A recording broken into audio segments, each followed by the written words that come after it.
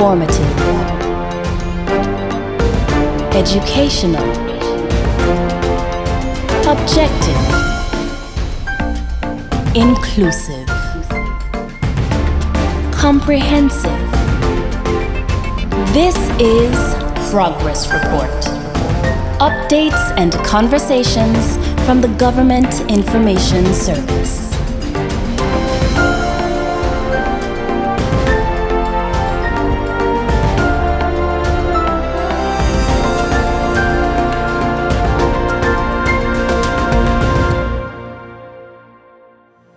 Good day and welcome to another episode of Progress Report. My name is Ivan Khanna, my lovely co-host Gleneva Hodge, and we have with us back for the very first time. I always wanted to say that. Our Minister of Infrastructure and Tourism, the Honorable Hayden Hughes. It's a pleasure to have you back. We've only had one other repeat guest on the show. That was the Honorable Premier. Right. But there's so much going on, so much has happened, so much is moving. We're gonna get into some stuff today. I don't know where to start. Where should we start, Gleneva? We just start. That's what we do. Yeah, okay, we just start. And so we start by acknowledging that we have been missing for a little bit, but we are back to work. Back to work. Back to work. That's something. I don't know if you want to touch on it right away. That's the buzz phrase. That's what's permeating the streets and the radio waves right now. Let's get back to work. Your thoughts on that quickly? Nothing too deep. Just what does that mean for you? I thought it was fitting, following the resignations of the Honorable Kyle Hodge and the Honorable Deanne Kentish Rogers. I lost all motivation. I told you that. Yeah. Me myself was ready to quit because I'm someone who's always motivated to get things done. Right. And it really sucked all the life and motivation, zeal out of me. That's the truth. Not because of resignations, but because of the relationship I had fostered with them. Yeah. And I would always tell people on the street, this is the best situation I've ever been in, because I've worked in an administration before, led by Hubert Hughes, which was very adversarial, behind closed doors, very adversarial. I mean, noise, shouting, bad words, almost fisticuffs, and sometimes. Yeah. I've grown up in Hubert Hughes' house. Everybody knows that he was a supporter of Robert Llewellyn Brasher. Everyone knows that he was the last person in Anguilla's history to run as a candidate of Brasher's Labour Party just before the revolution. And right after the revolution, he managed to win a seat. He never ran away from the fact that he supported Brasher. So I grew up in that environment. He was a person who moved a motion of no confidence in 1977 against the father of the nation. I saw that first hand, I saw a lot of issues. He was fired from a government. He resigned from a government. He was fired from Sir Emil Combs' government. And he resigned from Ronald Webster's government. And subsequently, after he resigned, he lost his seat to Mr. Maurice Connor. All right, and then came back to Parliament as a member of the opposition in 1984 and served as the leader of opposition until 1994, and then became chief minister on the coalition government with the Anguilla Democratic Party led by Victor Banks in 1994. And again, the coalition came together under duress in 1999. And 2 months after coming to office in May of 1999, Mr. Banks resigned from the coalition.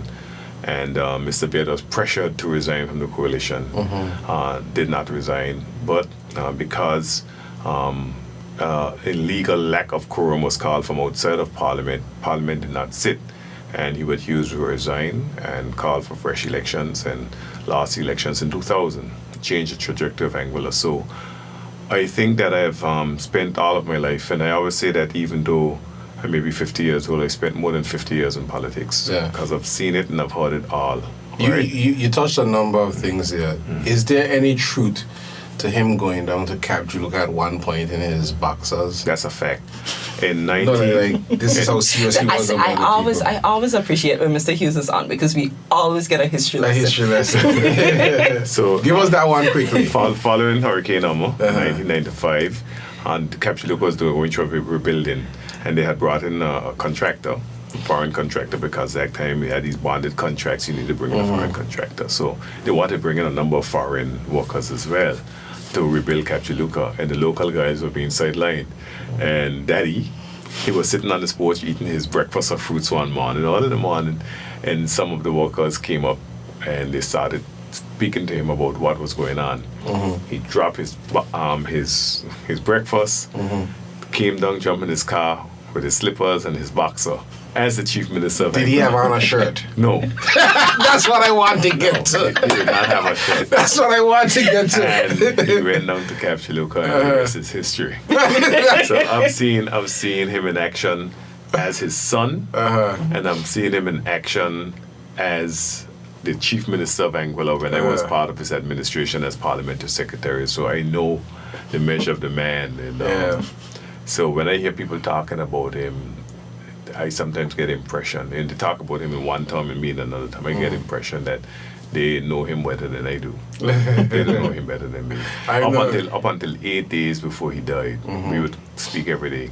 You know, I would bounce things off of him. I would tell him what I was going through, and he would advise me. Yeah, I remember that we've had a couple conversations about it, and you told me, you're just getting what you can get in time because So I don't want to keep it too somber. There are some things that I want to touch on today. Thanks for that, though, because that kind of leads to where we're going. In doing what you have to, doing what you must, we see a lot of that happening now. We've seen a lot of sacrifices made.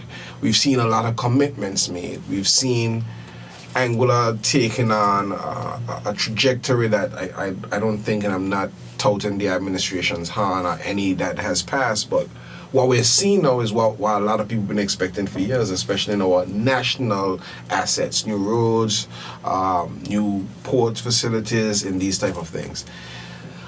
You and I walked the Blowing Point Ferry Terminal recently, but I don't think people really understand how big this facility is unless you look at it from the seaside going out, and then it's like the work is progressing extremely fast. Like they're tiling and painting. Where are we with that? What are the assets already coming in on island, like the windows and doors? Long lead items already on island months ago. So they're just fitting right now, and they're on time. Okay. As a matter of fact, they're ahead of time. One of the things that I realized when I was moving around there is that there's no taxi stand. So I've asked the gentleman in my ministry to come up with a design for a taxi stand, something that's nice, so that taxi drivers will have somewhere that they can shelter, somewhere where they can perhaps congregate, somewhere where they can, be outside of the elements that protects them from the rain, and give them the type of visual impact, and also the ability to see what is going on at the port, so that they'll know when the dispatcher is ready for the next one in line. So there's, so this is something that I've asked him to do. So they're working on that. Here's the elephant in the room. Funding for that? Funding for that, well, funding for that is not theirs yet. Obviously, the first phase is to the design, and once the designs are completed, then I will appeal to the Ministry of Finance for the funding for that. And if there needs to be a supplementary, then a supplementary will have to happen. Okay, but it's something that I think is something. I'm gonna let my co-host jump in here right now, but I want to point out something. So you're saying that infrastructure has a budget, and if infrastructure needs more money, they have to go to finance. Right. So infrastructure just ain't spending money willy-nilly. No. As a matter of fact, let me go back a little bit. The airport road. So the airport road, as you know, the airport road is already being used. And just the other day, literally just last week before, we went to the House to approve a supplementary for the financing of the airport road. Just under $300,000. Okay. So even though the road is completed and driving, the taxpayers is funding, putting a significant amount of funds into the airport road. Now, you heard persons writing on Facebook saying, thank you, United Kingdom, for that road. None of the money came from the government of Anguilla. It does not come from the government of Anguilla, but it comes from the people of Anguilla, because the people of Anguilla ultimately pays the cost, and they are the ones who has foot the bill for the airport road. Okay, so just so we are on the same page. The approach for the funding was made not last week. It was made prior. It was made prior. Okay, so whatever, some things had to come in place, and then these things. Okay, I understand. The reality is that the funding should be in place beforehand. But there was an emergency, in my opinion. The airport road should have been done decades ago. Right. You know, to my mind, you have a new Valley Main Road, and you have an area where people leave and arrive. We have done a significant amount of work to resurface the airport, to get the airport to a level where commercial international flights can come in. And then you come in, then you have this really, really bad road to drive on. It was not a good first impression as well. And as you know, we have done a lot of remedial work at the airport because on my first tour of the airport, I realized that we were using tents, shaky tents, really old primary school. I'm not kidding you. Primary school chairs. You saw your name in one of them. I saw my name and scratch on one of them. Well, what were you doing in primary school that you had to be scratched? No, I didn't scratch. That one was a high school chair. The one that I scratched my name. You know, I wasn't the most well-behaved child. You weren't? I would have never gotten that. If you were the accent of my high school mates, Hayden Hughes would be a member of Parliament in the future. 100% of them would say never. Right? What they had you to be? Arrested? I was mischievous. I was really, really mischievous. I'm so proud of my children because none of them have followed my steps in school. Oh, I can't say that my son is a chatterbox. I was someone who read everything. You know, I would skip classes and go across to the library, old library at the time, not this new modern library, and I read everything in there. Every day I would spend 25 cents and buy a Chronicle. There was a newspaper called a Chronicle. I would read that newspaper. So I had a real great grasp of everything, but not in the classroom. I never sat in classroom. So my first year in fifth form, I failed every subject. Went to the exam room, wrote my name and walked out and went Lyman. What kind of tyrant were you now? So this He said you went Lyman. Yeah, so this is why I always believe in redemption. That anybody can redeem themselves. Right.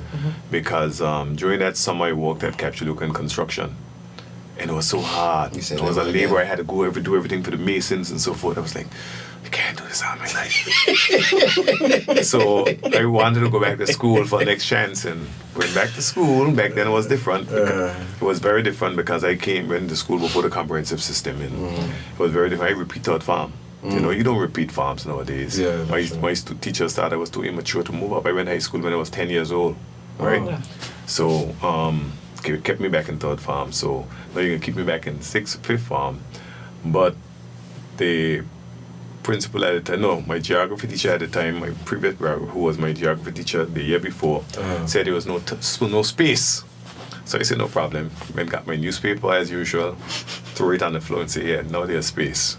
Sat on the floor. So you've been this all your life. Sat on the floor, and they provided me a chair, and I got the opportunity to go get a second year in fifth form. 2 weeks into class, bored with class, start cutting classes again. But when the exam time came around, this time I did more than just put my name, and I was able to get all the subjects that I sat. But my parents made me pay for my subjects myself because they had wasted their money the first time around. So I had to work and pay for my subjects myself, all of them. I like that. And my uniforms. Thank you, the Honorable So I had to fish, I had to go work construction, I had to do all the odds and ends and all to raise the money for me to buy my own clothes, my own shoes, uniforms, and pay for my subjects. But I'm certain you appreciated the experience a whole lot more. Not then. But no. After I was adult, you start to appreciate the lessons that your parents put place upon you. And I always say this, you know, a lot of people look at your life, but they don't look at the journey. You know, and when we were 13 years old, we got electricity at our house, you know. And now and then I put up little pictures of me during my youth to show the state where we were, you know. So, but it has been a journey, and my view is that politics is a temporary thing. I am always ready for the end, not only in politics but in life. I'm always ready for the end, and that is why when people making certain threats, I have no fear. You know this. I have no fear. Because I'm always ready for the end. I lost a brother suddenly on December the 17th, 2014. He had just turned 40. Just like a light switch off. Yeah. Right? And if you can look at the lives of us, the three brothers, we work hard in our private life. So I would say, if you can work hard in your private life and you have the resources of government at your disposal in public life, what can you do? What can you do? So for me, politics is a means to the end for the people. I have 3 children, and I want my children, when they finish school, whether it's high school or college or whatever direction they go, they want to make Anguilla their home. And that is the ambition that I have for everybody's children, that whenever they finish, they say, hey, this is where I want to live. And the only way you can do that is being in the position that I'm in right now to create the opportunities that years from now they will want to walk into, because I am not someone to just be elected and be there. I remember that veteran politician, I've told you this story before, said to me in 2010, came to my office and he said, Hayden, the secret to remain in office is what? Do nothing. Do as little as possible and say as little as possible, because nobody put anything on Well, you. we know that ain't your lot. And that is not And so let's get to some of the things Some of that the you things we have want to done. talk to. So we touched on the Blum Point port. We know that there's some additional bits. But when can we anticipate you starting to utilize that December. building? It should be finished by November, but full utilization of that building, December for sure. You know, persons, we travel to St. Martin, or wherever we go, we'll be utilizing that building. And it's going to have some of the most modern amenities, because in the past, you go there, and a lot of tourists travel without cash. I travel without cash. You can't even use your credit card. All of that will be in there. You'll be able to buy sundries. You'll be able to, do a little shopping at the port if you have the time, because it's not like the airport. You have a lot of lead time, but it'll be a facility that'll be there for the next 50 years easily. Okay, you touched the airport. If I may, before we get into some other things. Right. Before we go on, I want to One go more thing. one more thing about the Blum Point. I saw, I think when you guys did a walkthrough some time back, someone asked the question about wheelchair accessibility, Yes, and yes, it's one of those things that I think we don't necessarily put enough emphasis Well, on. we And have so- that there. One of the things that when we were doing the designs of the building, because a lot of people would not know, the designs of the building was done when we were in office. When we were going through those designs, one of the key things for me was wheelchair access, because Panther Flit, my good friend Fritz, we call him Fritz out of St. Martin, he just recently died, but he was always about wheelchair accessibility. So I was like, you know what? He grew up in Anguilla. Even though he's in a wheelchair, he comes back and forth. Once the pandemic is over, he's going to come to Anguilla. And if he doesn't have wheelchair access, he's going to be up my backside. So let us ensure that we have that in there. So both on departure and arrival, there's wheelchair access and exit. And also, one of the things that Premier was keen about, and I said this before, was the whole ability to be able to treat someone if they're sick and have the ambulance come and take them if they're sick and so forth. They have a testing facility in there as well. And, the VIP room. Yes. Nice. In the VIP.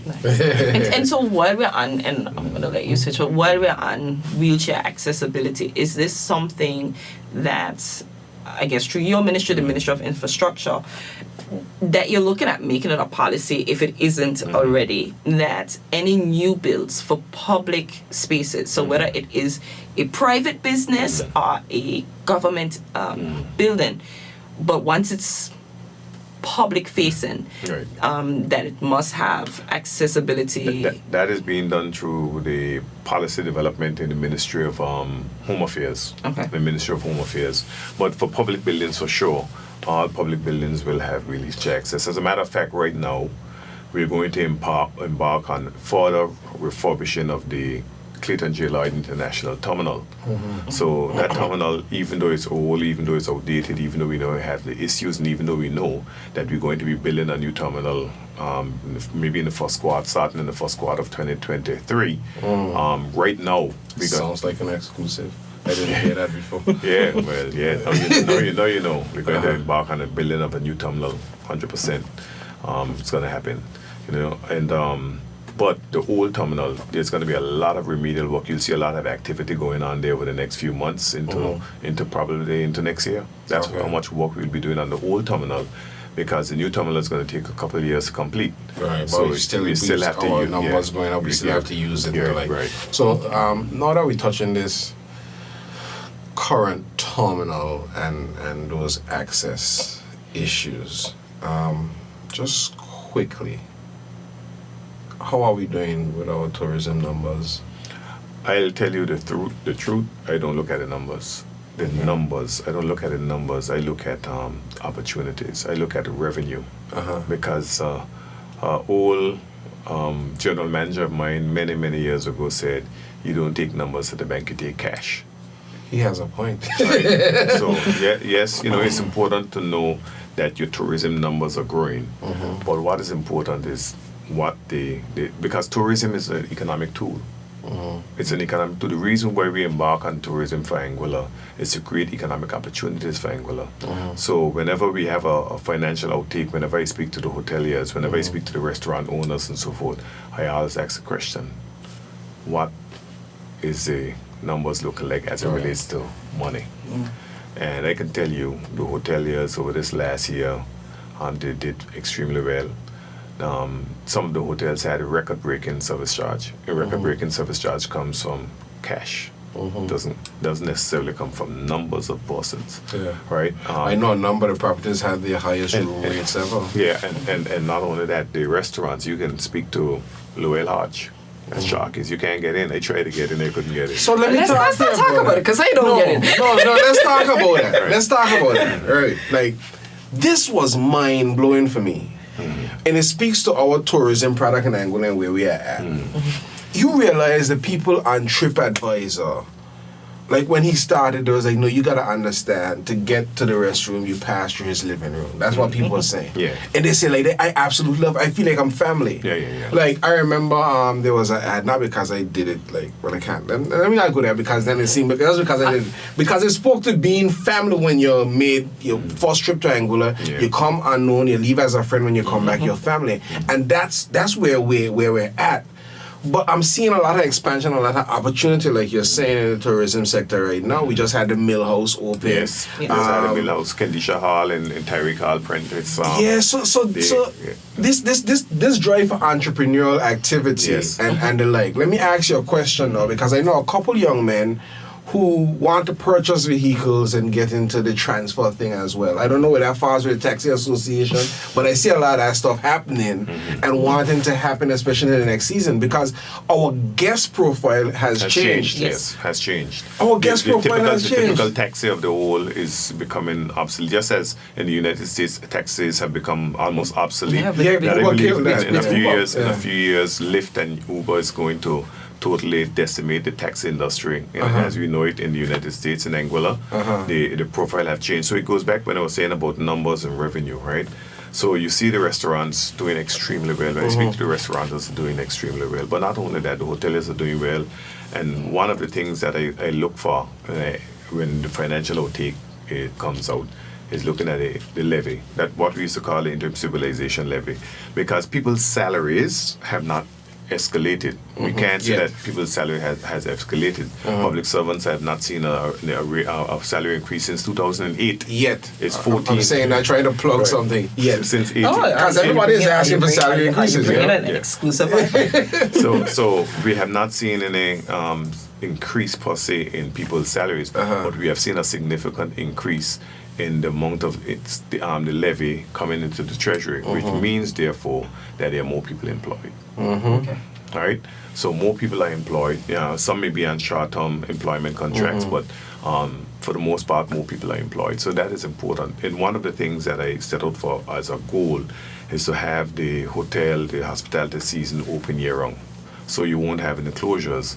A couple of the hotels have expressed interest in that.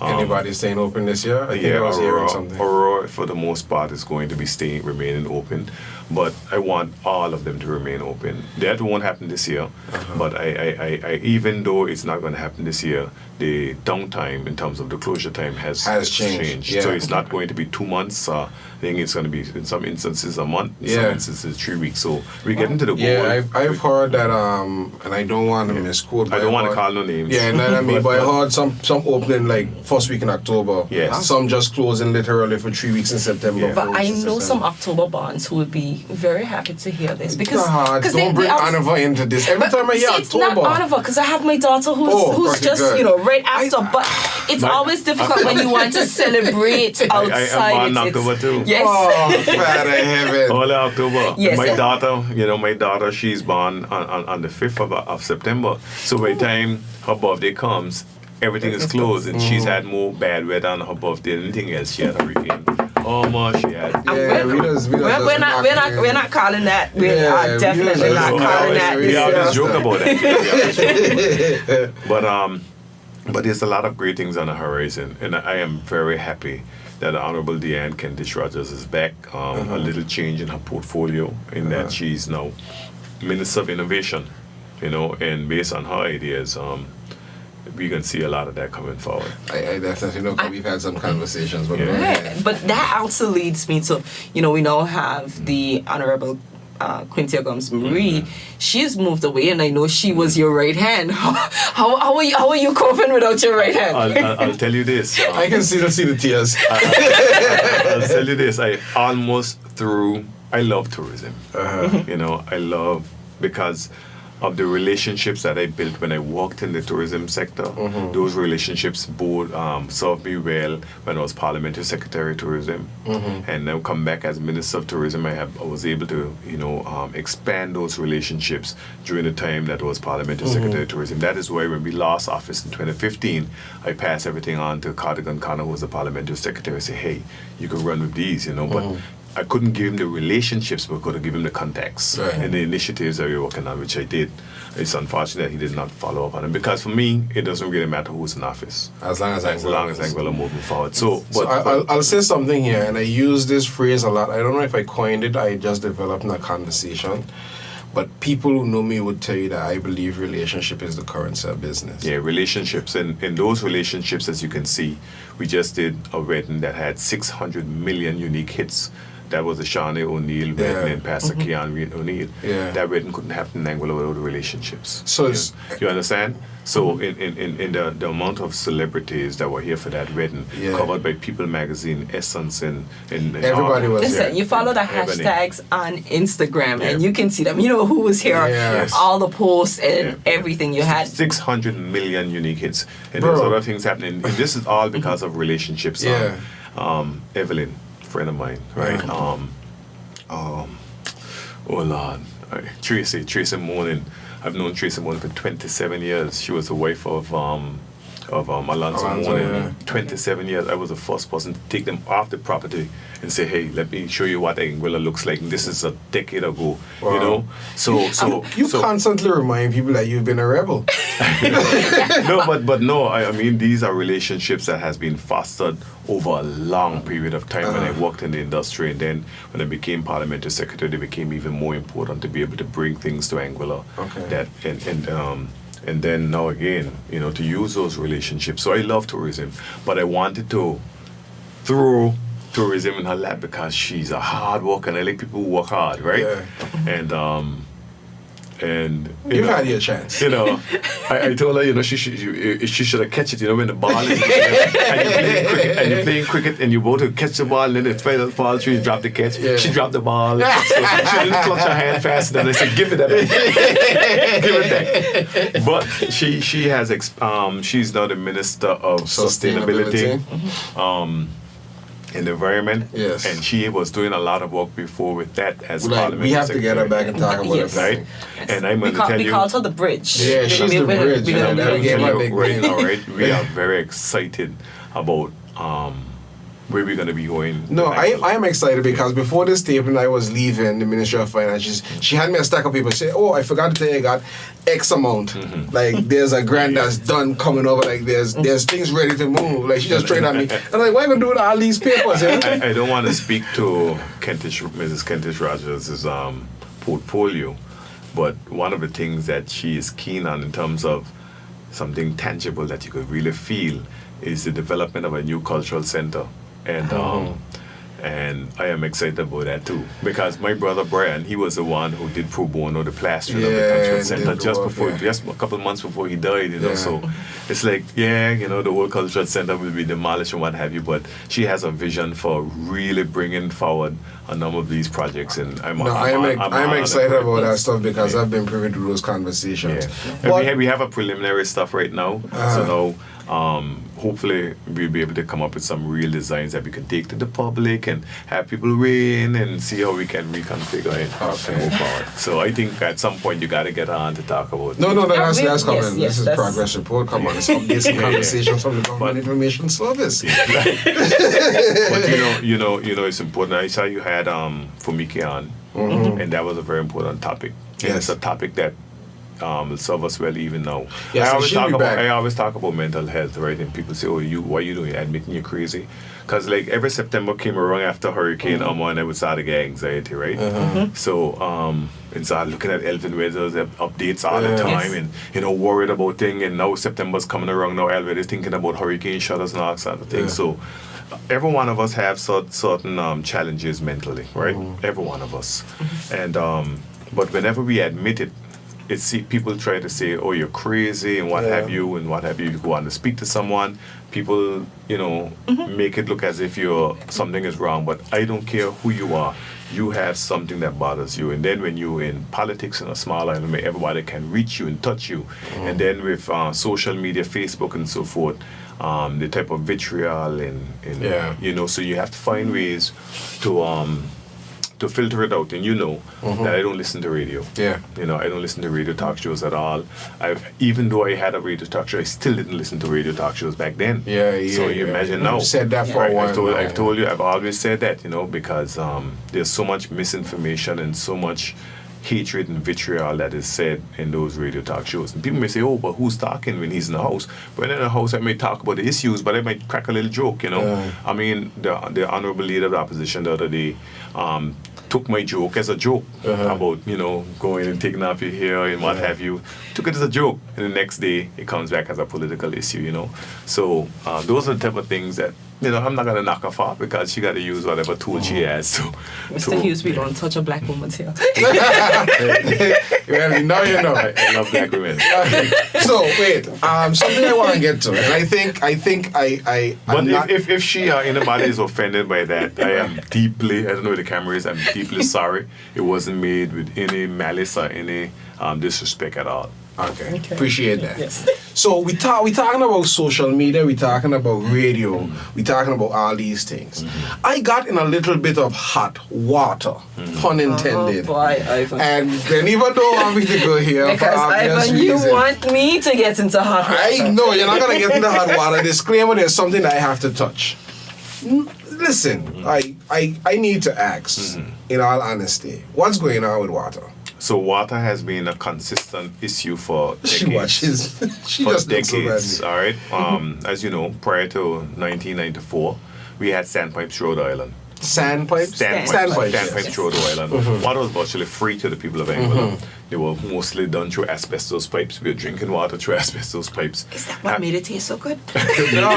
After that, when the coalition government of Hubert Hughes and Victor Banks came to office, that changed. Okay. Right? And water changed. So one of the So things... we can't blame one another because they were together, because that's what we do. Right. Now, I'm not blaming, but it changed. The sandpipes were taken up, said they use water as a revenue generator and what have you, Okay. create a water authority and all those things, legislation put in place. And then we went about putting in a new network, water network, through PVC pipes.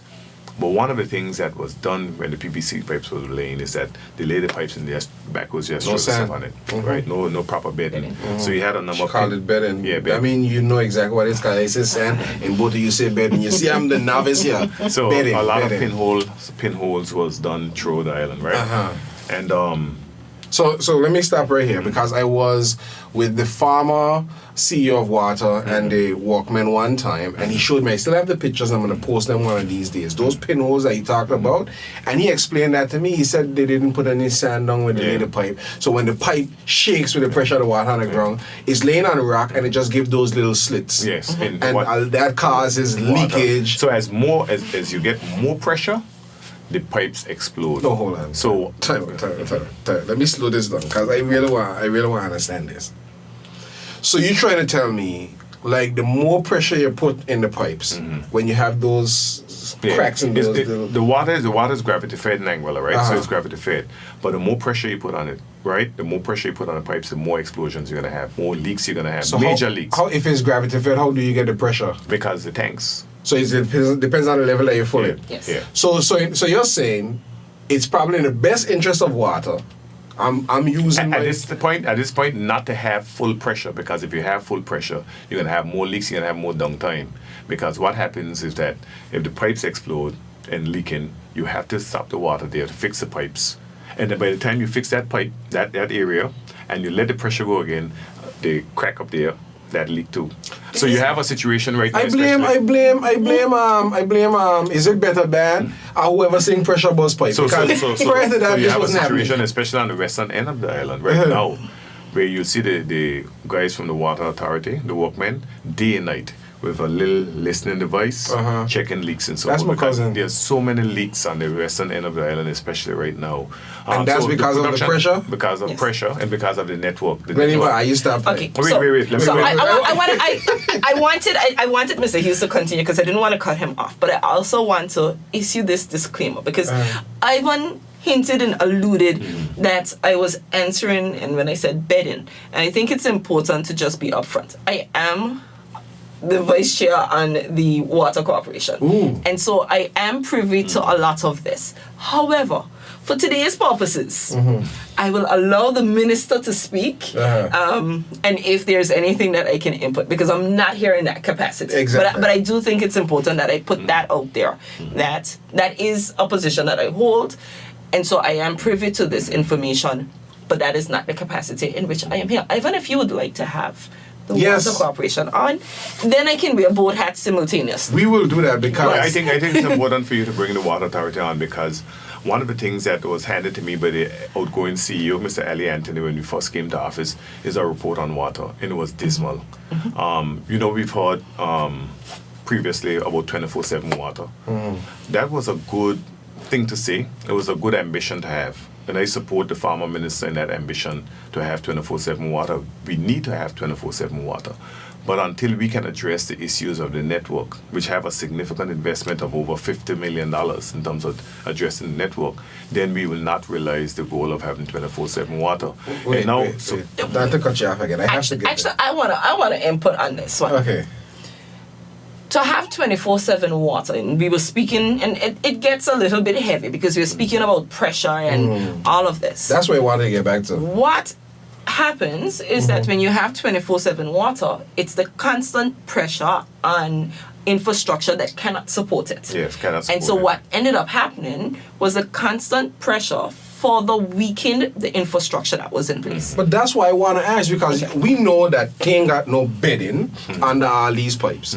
I've seen places. In most areas. The gentlemen, In most areas. the gentlemen who have been fixing the pipes, when They they put fix the the sand pipes, out. they have been Yes, bedding. yes. Okay, But so- they bedding they bedding these pipes, bad pipes on good beds, right? So it's like putting old wine and new wine into old bottles. But the Bible Because- talk about That that. is Right. exactly the analogy that was used when we were discussing the pipes. So that Serious? is a reality, because Yes. what happened is that the water authority, it does not have the financial strength to even invest in piping and fixing. So, but as a matter of fact, when we came to office, the water authority owed Anglic in excess of $11 million, right? And so even as it relates to paying for the utility, because one of the biggest expenses that the water authority has is that of energy, because reverse osmosis everywhere in the world takes a significant amount of energy. I've done so much research. When I became the Minister of Infrastructure, I knew nothing about these things. So YouTube became my best friend. I would spend the nights just going over YouTube, looking at reverse osmosis, looking at how you can reduce costs. And everywhere in the world, this had been a significant problem when it comes to reverse osmosis, and that is the cost of energy. So you have to be able to integrate renewable energy. Now, you can't put panels on down there and that'll be sufficient. You'll have to do a lot more than just putting that panels on there on the containers that holds the trains that brings the water out of the ocean. Angola has And so- trains? Yeah, they have. They call them trains. Okay. In the so there's a significant investment, and apart from the significant investment, there's so much outstanding debt for the water authority. So you have the outstanding debt, then you have to pay the water provider a significant. Hold on, man. I starting to depress me now, and I don't really get depressed. Let me understand what's going on here, and I'm not being facetious. We have an aged and terrible network infrastructure underground. Beautiful new tanks. Yeah.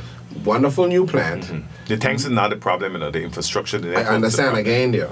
So we can produce water to fill our tanks. Yes. But if we produce water to fill our tanks, And the pressure is going to create more leaks and destroy the network or the pipe further. You got to ease the water out. You got to ease the water. So let's say you're living upstairs in Ray Hill, for Uh-huh. example. You can get water up there for a time, but it's going to bust the pipes down there. So then you have to turn the water off to fix the pipes in order to keep the good pressure in the house. Hold on, man. Hold on. You can't do this to me today. This is how we do it. And you sit down here and got me this one. And you know today that we have to We be have to on be. time. We have to be on time. So- We will be on time. Let me ask another question. So, I heard about this digger trencher thing or whatever the case may be that was supposed to be going about. I was brought in to start to fix the infrastructure. The digger trenchers in Anguilla, the only digger trencher in Anguilla that deals with that particular thing is buzz-based trucking. So that's the thing that torn. Yes, that's the okay. thing. He's the only one who has one. Okay. Yeah, nobody else has one. So- He has two, as a matter of fact. He has a large one and a smaller one. So if we want to fix our infrastructure, and this is what I'm getting to, what will be needed from the machinery and the component end? That'll be needed. that'll So be needed. Water would have to contract him or buy one. Yes. Yes, and they have. And they have bought one. No, sorry. They have contracted him in the past to expand our network Right. because expanding the network is another way of trying to get more revenue. Yeah. Okay. So that it can be There's a lot of sustainable. demand for water. But, Yeah, it it's is. not- but there's no ability to expand, to meet the demand. So I get So, myself. so in- one of the things that I've asked the chairman of the water authority and the board to do is to come up with a business case, right? A business plan as to how we can remedy the situation. I'm not talking about a quick fix. I'm talking about redoing the entire network across the island because you have to redo the entire network. You know, shortage that's of $50 that. million. Yes, $50 million. Well, but that it's was $50 million, and I'll just put this in. That was $50 million. Then, you know, the cost of steel has gone up, the cost of pipes and have gone up materials almost 100%. because of the war in Ukraine just within this past year so far. That That may be price has- $70 million now. I don't want to hear that though. But But I think it's important Listen, for the public to understand that is the reality that is being faced. right. So, not to cut either of you out, because There's no quick fix, right? Any politician promising to give us 24/7 water, any politician promising to come in office and swing a magic wand is not telling the truth. You know, especially if it's a politician who's been there before. If it's Kenneth Harrigan, Evan Gomes, Curtis Richardson, or Hayden Hughes, and we are saying that, we are lying to the people. Because there's no quick fix to water. There needs to be a comprehensive approach to water. There needs to be significant investment in the network. We're producing water. We have the tanks to hold the water. We just don't have the infrastructure to deliver the water to the people. And apart from that, there are persons who don't want the pipes across their land, and the pipes going, I don't like that person over there, so no, that pipe can't go over my land to give them water. So these are also some of the problems. Yeah, these are some of the problems that we legitimately face. But Come on. it is important to In know. addition to some other issues that It's important to know with all honesty that water is a challenge and it will continue to be a challenge until we can find the funding. And this is something that's why I want the case to be built so that we can go out there and appeal to the funding, whether it's a public-private partnership, because we have the legislative framework to be able to fix it, you know, because we have the framework for sustainability, the fiscal framework for sustainability and development. That legislation allows us to go into public-private partnerships and what have you. So whatever we decide to do, we need to first have the case, we need to have the analysis, we need to have the costing of what it will take to fix the network. But once that is done, we can see our way forward, you know, and this is something that they have been tasked and will be working on. But like I said, it is no quick fix, and this is the reality, this is the truth. we got about 2 minutes before we wrap up. So I want to ask 2 questions. Yes, Gleniva, don't turn your head away. I ask you this because right now, although you're the co-host of Progress Report, you still hold up a capacity post within the Water Corporation, right? So let me ask you a question. Looking back, when we went into whatever relationship with the water provider, one over the plant, you can't do that. You can't turn your head like that. I will turn my head on that too. But No, you can't turn your head. Because I'm asking a serious question now. Why wasn't the relationship one considered with addressing the infrastructure then too, what the pipes underground. I Rasta man. Yeah, I don't want in here. I will withhold my comments as it relates to that particular issue. And the reason why He's scratching his head. the reason why is that there are things that we have found that should not be discussed at this time. So you gonna answer me either? You know, I just for the record, I know nothing about this. I just want to know because I'm you just said it saying. all and it just makes sense. I'm just saying, in the past, I'm gonna just do a Hubert Hughes and just blare it out and deal with the consequences afterwards. But I've learned from his mistakes in his pocket just to be careful in what you say. Okay. And so therefore, You ain't answering me either. I will defer to the lawn minister over here, Okay. and I will let that sit as comment. Okay, let me ask one more question. Yes. I made mention on Facebook about a week and a half, 2 weeks ago. Yes, that was a good idea actually. I can tell you that Uh-huh. it is something that has been explored. It is something that has been explored. I think that everybody got assistance. We know the No, we don't, and that is the reality. Yeah, The reality is what that a happened lot is of persons don't have systems. Yeah, a lot of people don't have systems because what happened? When we start building with those we start systems, building yeah. systems when the government of Angola said to the general public, we're gonna have water that is reliable, affordable, and 24 hours a day. You don't need to invest that money into a system. Because And Digna system is expensive. yeah, Digna. So It is. Yeah, so that is why people stop doing systems for a while. They're going back to them now, but that is what happened. And we take cue from government because we'll always remember a former chief minister who said, "Go to the banks, borrow and build," and people did it.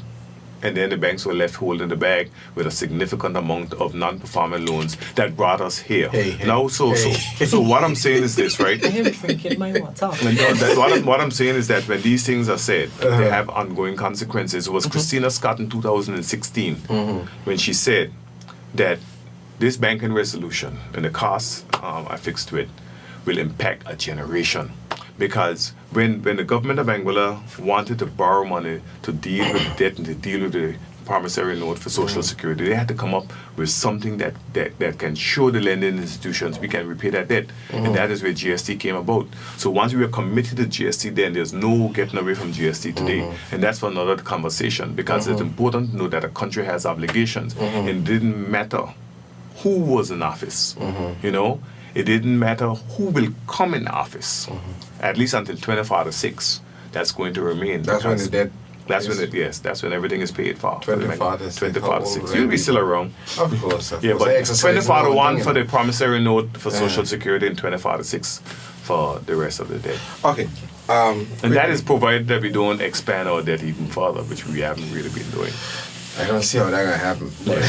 So these are obligations. So yes, the GST, but one of the things that we need to understand even with the GST is that prices should not have escalated beyond 4% because the merchants asked for and they got an agreement from government to give them back the 9% that they paid for stock on hand. Yeah. So if you get back your 9% for paying on stock on hand, then the prices on the stuff that are GST-able and taxable should not go up by more than 4%. And now there are so many zero-rated items; those prices should actually go down. We see the receipts coming in. We see some changes happening. And Mr. Hughes is preempting our show, and we didn't say this, but we promised. Right. And they say And politicians. One of the things that came to the House last week, and the Honorable Diane Kendisha just spoke to it in her presentation yesterday, was that we came to the House to remove GST on a number of things, and the opposition, well, not her, but the other members of the opposition voted no. And if that had succeeded, and that no vote had succeeded, today the people of Angola will be paying 13% GST on all their banking services. Because the bank had already put it out, you know. They would have been paying GST on a number of other items and so forth that was captured in that amendment. Sure. And as we move forward, we will continue to go to the Parliament to make tweaks and changes to the GST legislation. Yeah. But I can tell you that if... I can tell you though, because I want to stop you right there. You ain't gonna mess with our live show because you go into some things that we have to ask about. So I gotta stop you right there.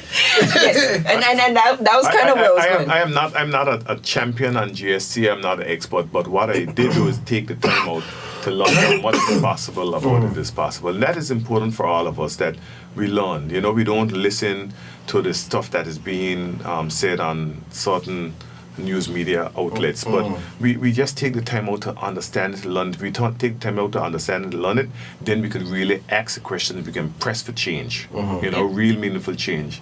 And that is where we need to do it. We just need to learn the facts and just the facts. All right. And to verify. Because I think, just to piggyback as we wrap up, one of the things that is very important to me in anything that I personally put out there is that I verify any statements. And that any statements that I make can be verified. Right.